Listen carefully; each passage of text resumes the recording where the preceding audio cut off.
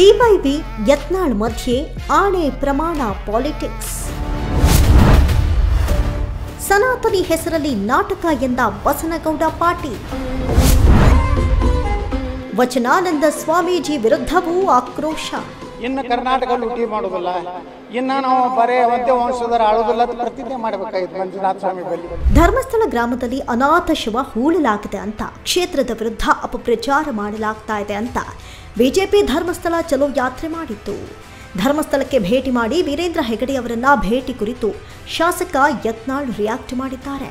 ಧರ್ಮಸ್ಥಳ ಪ್ರಕರಣದ ಬಗ್ಗೆ ಕರ್ನಾಟಕದ ಸ್ವಾಮೀಜಿಗಳ ನಿಯೋಗ ದೆಹಲಿಯಲ್ಲಿ ಕೇಂದ್ರ ಗೃಹ ಸಚಿವ ಭೇಟಿಯಾಗಿ ಧರ್ಮಸ್ಥಳ ಗ್ರಾಮ ಮತ್ತು ಕ್ಷೇತ್ರ ಶವ ಹೂತಿರುವ ವಿಚಾರವಾಗಿ ಕೇಂದ್ರ ಗೃಹ ಸಚಿವ ಅಮಿತ್ ಶಾ ಭೇಟಿ ಮಾಡಿದ ಸ್ವಾಮಿಗಳು ಯಾರ್ಯಾರಿದ್ದಾರೆ, ಜೈನ ಧರ್ಮದವರು ಇದ್ರೆ ಸರಿ ಅಂತ ಹೇಳಿದ್ದಾರೆ.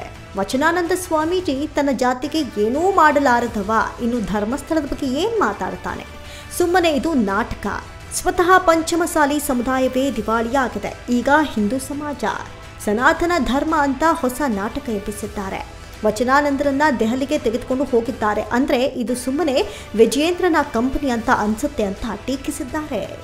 ಸಾವಿರಾರು ಕೋಟಿ ರೂಪಾಯಿ ಲೂಟಿ ಮಾಡಿದ್ದೀವಿ. ಮಂಜುನಾಥೇಶ್ವರ ಬಿಜೆಪಿಯ ಸಾಮಾನ್ಯ ಕಾರ್ಯಕರ್ತರಿಗೆ ರಾಜ್ಯ ಮುಖ್ಯಮಂತ್ರಿ ಆಗುವಂತ ಅವಕಾಶ ಕೊಡು, ರಾಜ್ಯ ಅಧ್ಯಕ್ಷರಾಗುವಂತ ಅವಕಾಶ ಕೊಡು, ನಮ್ಮ ಮೂರು ನಾಲ್ಕು ತಲೆ ತಿನ್ನೋಷ್ಟು ನಾವು ಮಾಡ್ಕೊಂಡಿದ್ದೀವಿ, ನಿನ್ನ ಆಶೀರ್ವಾದದಿಂದ ಹೇಳಿ ಮುಗಿಸ್ಬೇಕಾಗಿತ್ತು. ಬಿಟ್ಟು ಮತ್ತೆ ಎರಡನೇ ಹಂತದ ಲೂಟಿ ಪ್ರಕರಣ ಮಾಡಬೇಕಾದ್ರೆ ಸುಮಾರು 12 ರಿಂದ 13 ವರ್ಷಗಳಿಂದ ಸೌಜನ್ಯ ಪ್ರಕರಣಕ್ಕೆ ನ್ಯಾಯ ಕೇಳ್ತಿದ್ದೀವಿ, ಅದಕ್ಕೊಂದು ಅಂತ್ಯ ಬೇಕಲ್ವಾ?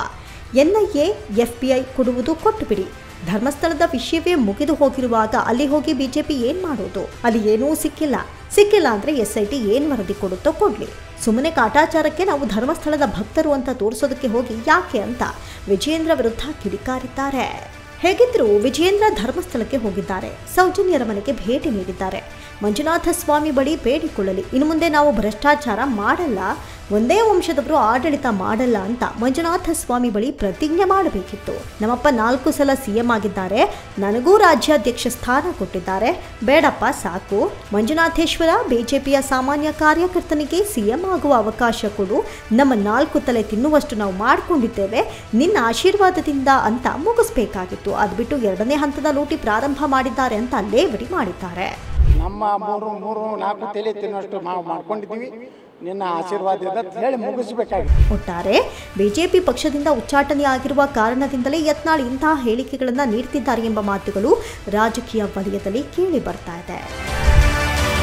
Varun M, speed news Karnataka.